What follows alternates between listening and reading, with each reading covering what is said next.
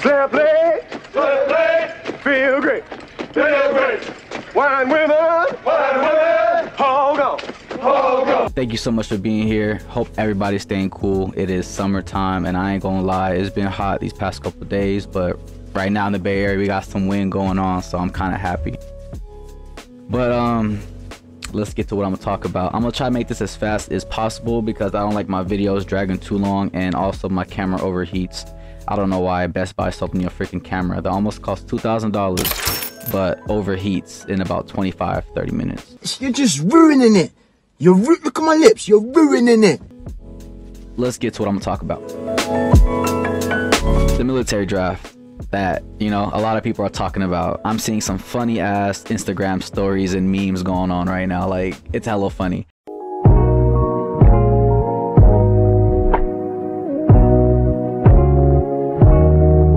People who are under the age of like 27 or 28, I don't know what the age was, but it's between the ages of 18 and 27, I think. If you're between those ages, you can automatically get pulled into the military. I said, hold up, wait a minute, something ain't right. You know, without you having to go physically sign up for the selective service, you're going to get pulled into the selective service. So, but at the same time, this is like America. This is what people did hundreds and hundreds of years ago. You feel me? Like, that's how, you know, our wars were fought, you know, people of those ages and stuff like that. People of all ages, to be honest, but the selective service has always been in play and it's always been here.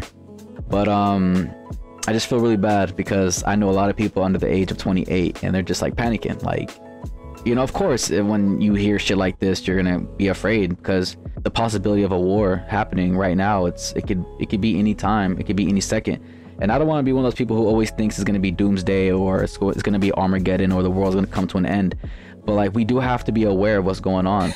Okay. Like, America or the people who control the narrative don't want us to know what's going on. They're gonna say that, you know, there's no war going on, everything is gravy, everything is flowers and sunshine, but it's getting crazy right now. And I'm not surprised that this bill is going to be passed because America is helping Ukraine fight Russia. All the weapons that Ukraine is using is supplied by America, well, most of the weapons, and Russia is not playing no games. That's why recently, like, we've seen them pull up in Cuba, you know, flexing their warships and flexing their hypersonic missiles and stuff like that. And of course, right when that happened, America wanted to be like, nah, there's no threat, don't worry about it. I don't know if you guys seen, but that's what they were saying. They're like, nah, there's nothing to worry about, guys. There's no war, there's no tension right now between America and Russia. Why the fuck you lying? Why you always lying? Oh my god, stop fucking lying. Let's move on to this article. So the first article I have here is titled, Internet Confuses People Over US Military Draft Change. Here's the truth. Some focused on a bill passed by the US House of Representatives that would enroll young men automatically instead of requiring them to fill out paperwork, while others pointed to a US Senate proposal to enroll women as well. Last Friday, the Republican-controlled House passed a new version of the National Defense Authorization Act, which is the NDAA, allowing the US government to automatically pull records from other federal databases to enroll men aged 18 through 25 into the draft system. Men of that age are already legally required to enroll in the draft system in case they are ever called up, on pain of criminal penalties. The new law would make it harder for them to refuse or avoid doing so. Like, I don't know. I just find it crazy because I'm like, damn, somebody who has a whole future ahead of them, you know, if they get drafted to this war or get drafted to any war in general and they say no, like, going to jail for that shit, to me, that's just crazy. But like, I understand that's like, you know, the law, like, you have to go to war if America tells you to go to war, but it's just like, damn, like, going to prison or just getting some felony charges for not wanting to go to war and kill people, to me, it's just like, it's mind-boggling, to be honest. However, this new version of the NDAA also includes controversial partisan provisions such as restricting abortion or transgender health care for military personnel and their families, meaning it is unlikely to be passed by the Senate. So let's move on to the next article. This article is titled, Ukraine uses US weapons to strike inside Russia, according to a senator and Western official. So Ukraine has used US weapons to strike inside Russia in recent days, according to US senator and a Western official familiar with the matter. These weapons were used under recent improved guidance from President Joe Biden. allowing American arms to be used to hit targets inside Russia for the limited purpose of like defending Ukraine. Biden's directive allows for US supplied weapons to be used to strike Russian forces that are attacking or preparing to attack. It does not change the US policy that directs Ukraine not to use American provided ATACMS or long-range missiles and other ammunitions to strike offensively inside Russia, US officials have said. So I just feel like America wants to like supply Ukraine with all these weapons and act like they're not involved in this war. On Tuesday, White House National Security spokesman John Kirby told reporters that he could not confirm that Ukraine had used US weapons against targets in Russia. But Russia is saying that Ukraine is using American weapons, and they have proof and evidence that they're using American weapons. So here we go again with America trying to switch up the narrative, trying to act like, you know, we're not involved in this war. And this is the last thing that I'm going to talk about before I put an end to the podcast. So it's titled "The Russia Military in Cuba, a Crisis Then and Maybe Now." The reason why I bring this up is because, yeah, like I said before, when Russia pulled up into Cuba with their warships and all their, you know, pretty much just flexing and letting America know that, you know, we're capable of being very close to America. Like, I think they said that like where they pulled up was only 60 miles away from Florida.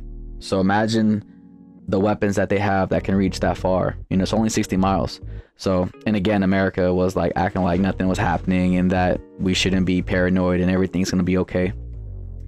But this is really interesting because it pretty much shows that like history repeats itself, because Russia did the same thing, what they did recently in the past. Like they pulled up to Cuba with their warships, and that was when John F. Kennedy was president, and there was like some tension going on and shit. So here it is. So it's not really going to be an article, it's just going to be like some pictures that have some information on it that I found really interesting. So on Wednesday, June 12, history repeated itself when the Russian military arrived in Cuba, this time with 3 warships and a submarine, and in the process positioned a nuclear capable enemy less than 150 kilometers from the US mainland. Cuba said the vessels carried no nuclear weapons. Still, the arrival of the Kazan submarine and the Admiral Gorshkov frigate had people drawing comparisons to 1962 when the world faced nuclear Armageddon.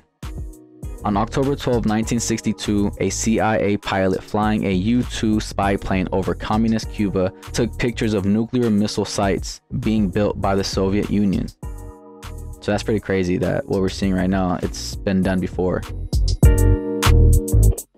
US President John F. Kennedy was briefed on October 16.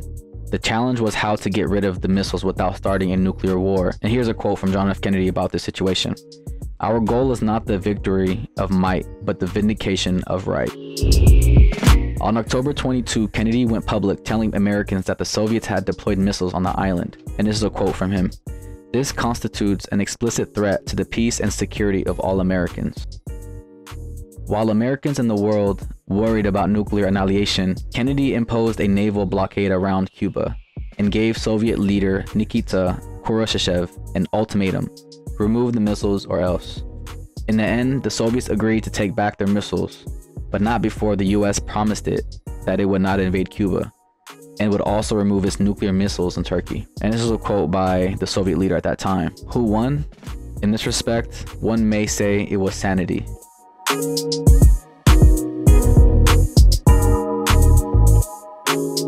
These days, sanity is arguably needed more than ever.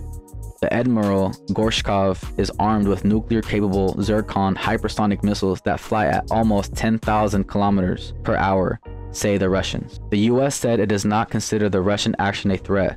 Surprisingly, perhaps, given the war in Ukraine and the historic low in relations between the two at the moment. And here's a quote by the anonymous US official. "This is about Russia showing that it's still capable of some level of global power projection. If projecting power was Russia's goal, say critics, well then, mission accomplished." But yeah, that's pretty much the end of this podcast. The reason why I highlight all these things is because a lot of my videos or a lot of my poems, I kind of like try to show people that history repeats itself and we're the ones that allow it to repeat. At the same time, I feel like we're capable of putting an end to like history repeating itself. So yeah, I just want to say thank you guys so much for being here. I'm gonna cut it here just because my camera's about to overheat. just want to say, you know, with everything going on in the world, let's just pray. Let's just hope that, you know, through the thick and the thin, that the people gonna win.